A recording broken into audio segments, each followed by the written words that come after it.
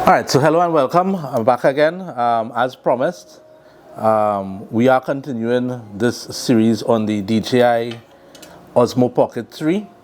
No one wants to pay $600-700 for a camera in the creator's kit and then find out that this wonderful state-of-the-art screen is broken. All right. So the screen tilt issue we've been looking at for quite a while, and as you know, the DJI Osmo 3 comes with this original case.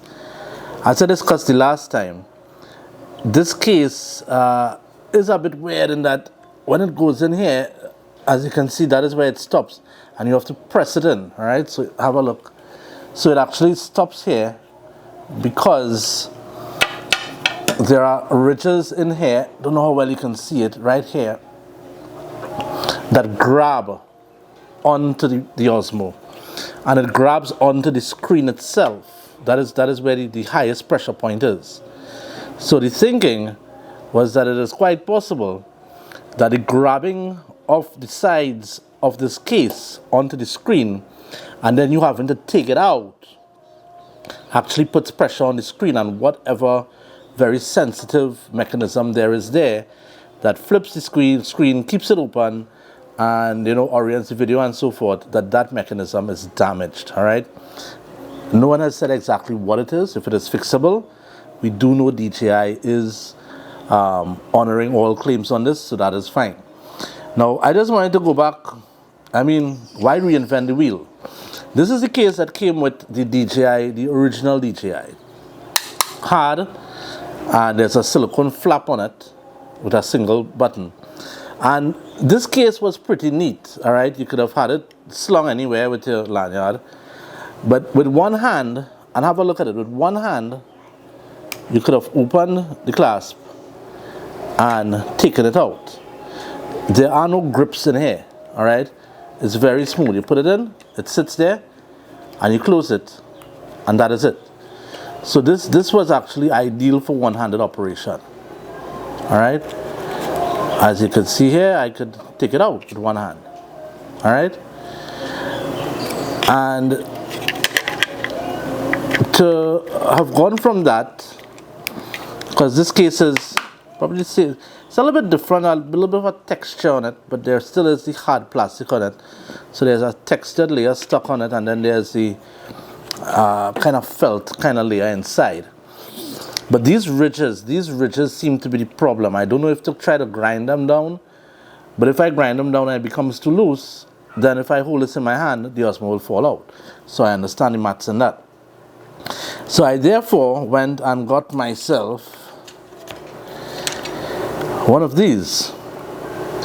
So it is the Gimbal camera silicone cover for Osmo Pocket 3 by Sunny Life. All right, so I had been looking for an alternative to this case.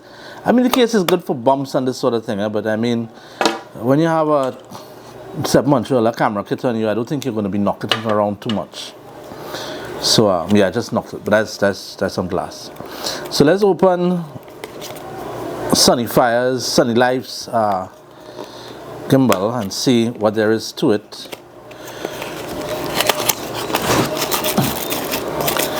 And that's it, empty box. Put that there. Plastic bag, put that there. I ordered it in black. Comes with a little piece of styro filler.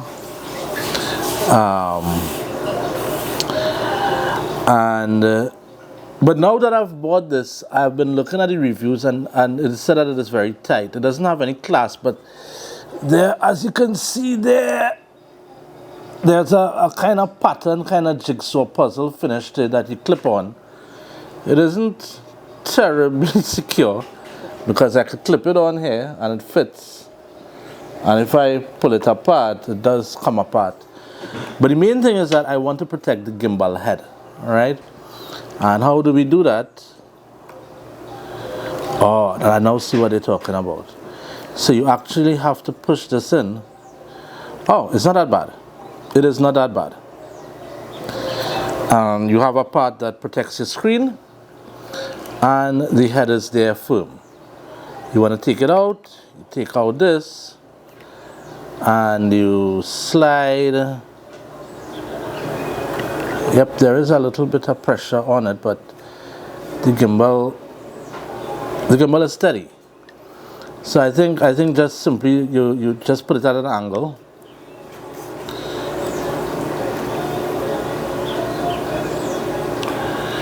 Yeah, it does take a little bit of pressure. But at least it's not pulling on the screen, and I know the gimbal can take the gimbal head can take a knock or two. So this is actually pretty good, very low profile. The clasp seals here, you know, almost seamlessly. You can take it out, you open it up, you slip your gimbal off. Still need to take some care, but I'll probably get there's another one on the market that I will look at, and we will see how that fares. Okay, yeah, okay, so this is actually, there's a little bit of a technique to it. So when it's closed and the camera is facing inward, which is the optimal close, you hold this, get the camera in there at an angle, and you just slide it in. Well, that's even the wrong way. Take it out this way. So you have to make sure your gimbal is this way. And let's try it again. Thing there, slip it in. Oh, and you straighten your screen and you're there.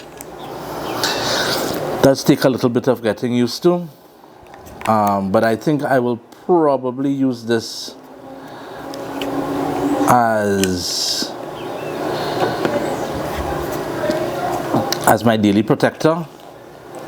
Although I really see nothing wrong with leaving it in the case, because the case closes snugly, and I don't think there's much room for the camera to move around. But those are some things that we will consider in moving forward. And yeah, so I think that the issue with the screen tilt is really something that needs to be addressed, and even before it's addressed, we need to understand why. Somebody has to say why. Once we know why, then we can understand how we avoid it, how we mitigate it, and sometimes, most importantly, how we repair it. Because DJI users, Osmo users, especially drone users as much, you know, we may buy products in one area where there's accessibility to services and returns and warranties and so forth. But somebody buys a couple of these cameras and heads off to some remote area and it fails. What do? You know, it's a massive inconvenience. It might even be possible, logistically impossible, to get a replacement, to call customer support, etc. So what do you do? So when we buy, we need to know that we are buying and we are guaranteed. You know, there's some sort of guarantee with our buy. And that is really what we look forward to. And I mean, DJI has scored with this, so this is wonderful.